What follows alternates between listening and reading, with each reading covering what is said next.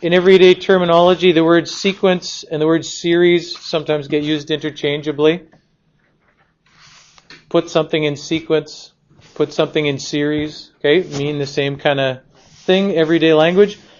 In terms of what we're doing, series is going to refer to when you're interested in the sums of the terms, not just the terms themselves, okay?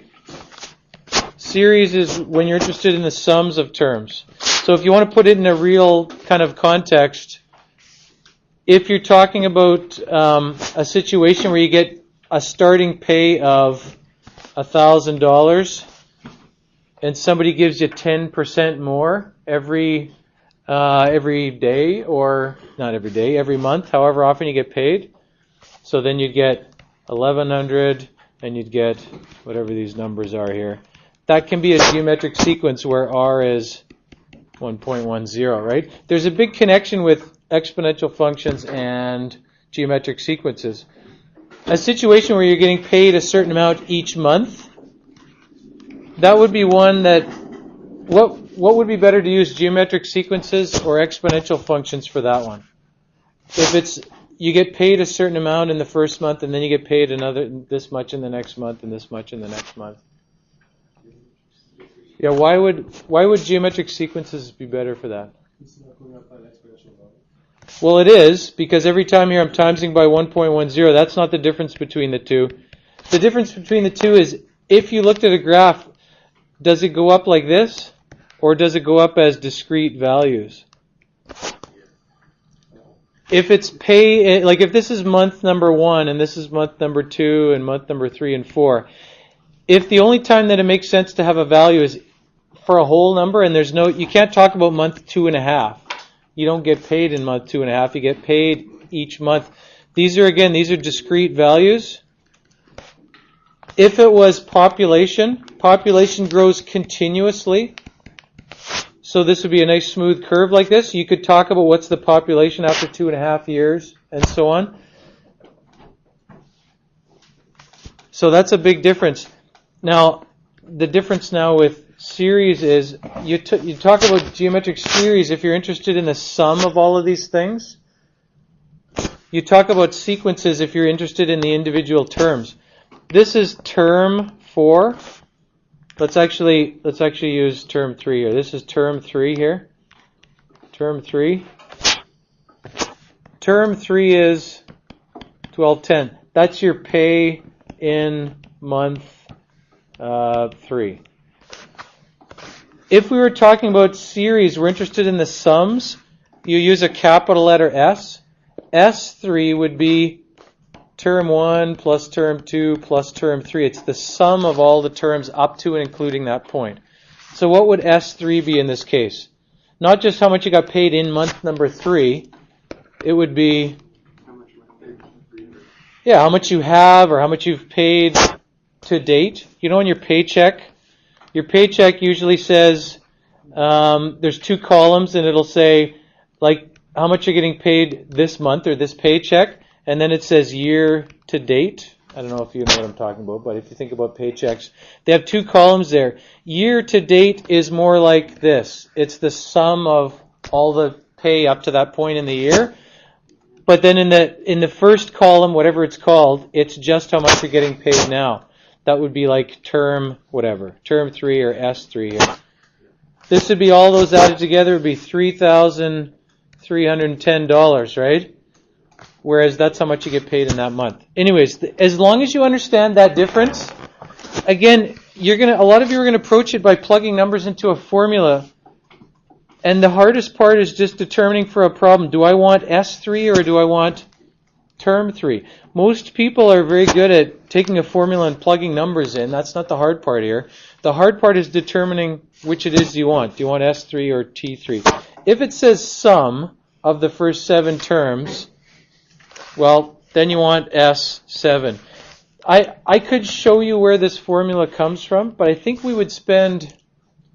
I think we would spend like 3/4 of a period figuring out where the formula comes from, and I don't think you'd be any further ahead. If you want to see where this formula comes from or this formula comes from, Have a look in the textbook. Have a look on the internet. There's a lot of places you can look. In the past, for the first 8 years I taught Math 12, I thought, no, we have to see where this comes from. We spent the whole class on it, and people walked out there saying, I don't get any of that. Because by the time we had got through it, their brains were like they had listened for long enough, and they missed kind of the easy part after, which is using those formulas. But anyways, if you want to have a look on the internet or in the textbook, you can find that. If you want to determine the sum of the first 7 terms, you can use one of these two formulas. They're almost the same. One has this L here, which we're using for the last term. And one of them has, what's missing in this one? This one has N. Right? So it just depends on what you have.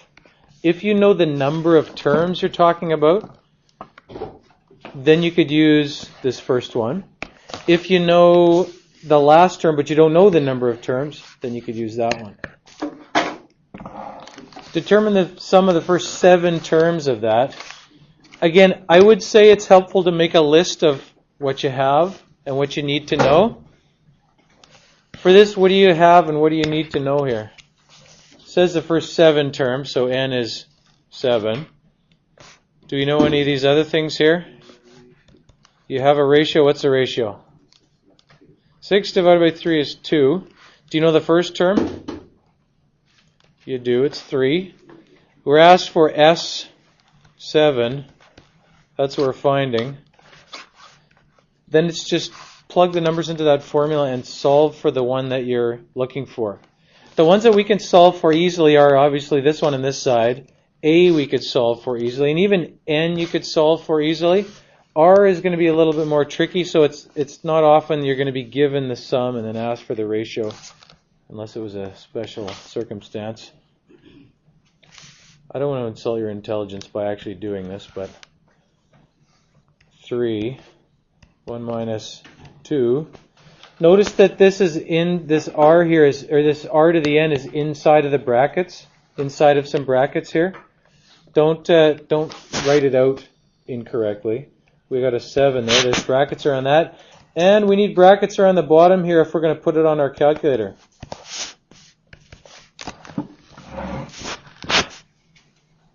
Can I subtract the 1 minus 2 on the top in my head here to say it's negative 1 to the 7th? Why not? Because it's wrong? What'd you say? Because it's not? Because it's, well, yeah, you got to do this first, order of operations, right? Do that power first before you subtract. So, you can trust your calculator, but I think you should trust yourself a little bit here, because some people that trust their calculator more than themselves would put in their calculator 3, they'd put the brackets here, and they'd put this to the power of 7, but then they'd look at the original formula and they wouldn't see any brackets in it, so they'd go 1 minus 2 like this. Why is this going to be a problem here? Because it's going to, what is the calculator does grade 8 order of operations, right? What is it going to do first there? It's going to divide first. You need to put brackets here, okay? Need brackets. Some of you are confident enough to do 1 minus 2 in your head. I would encourage you to do that if you're able to do that in your head. But if you insist on trusting the calculator, make sure you put brackets in there. Make sure you look at the answer and notice that it makes sense. Some people do this and they don't even look at their answer, and they get an answer of, well, I don't know. What does it come up with when you do that without the brackets? 3, 1 minus 2 power of 7 bracket divided by 1 minus 2. And they say, oh good, it's negative 383.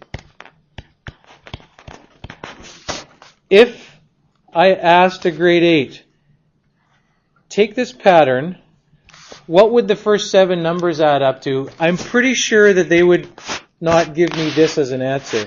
They wouldn't know about any of this other stuff we're doing, but they would say, how could it add up to this? How could it add up to this?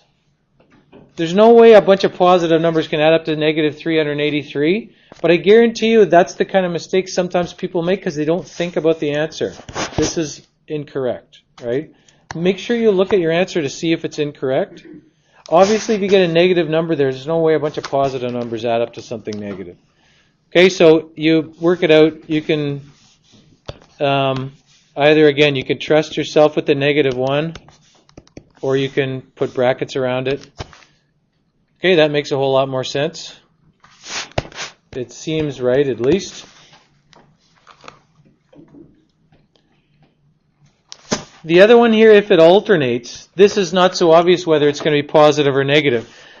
You got a negative, then a positive, then a negative. The next one would be positive, then negative, and so on, right? I'll let you do that one sometime.